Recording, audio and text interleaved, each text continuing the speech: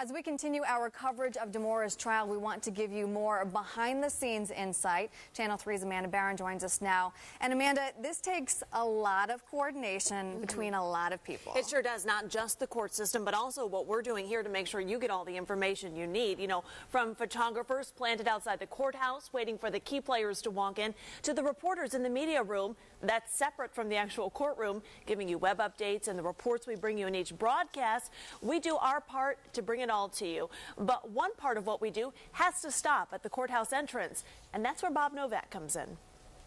The real-life images, and arguably the biggest county corruption trial of them all, are stopped at the front door of the federal courthouse.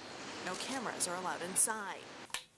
But Bob Novak's creativity is. I want everybody to think that they are sitting where I am. A process that starts with a few simple lines can help those who can't be in the courtroom read between the lines. To capture everything in that courtroom so that you can see exactly what the room looks like, what the furniture is. Even the most mundane things make his sketches even more memorable.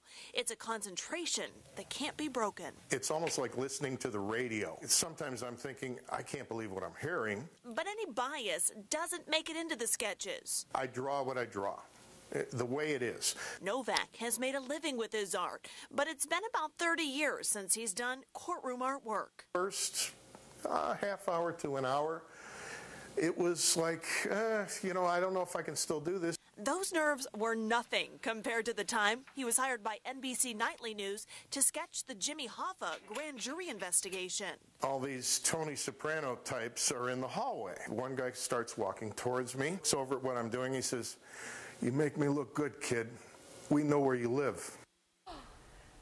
And not only is he a talented artist, but he's truly a character. I had such a great time meeting him. Bob says that sketching is really becoming a lost art because of computers. He says the proof is in some courtroom drawings that he sees today. However, there are aspects of his job that computers are actually making easier because he can finish his courtroom pictures in his studio and then scan them directly to us here at the station.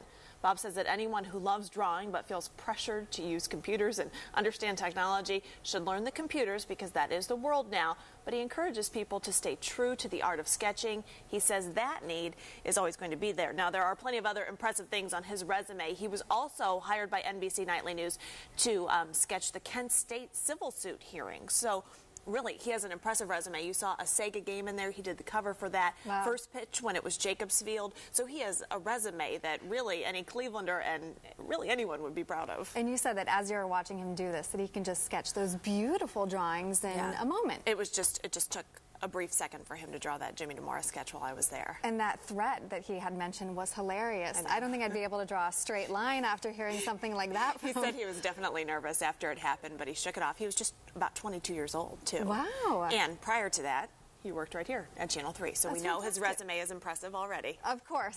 Thanks so much for the insight, Amanda. We appreciate it.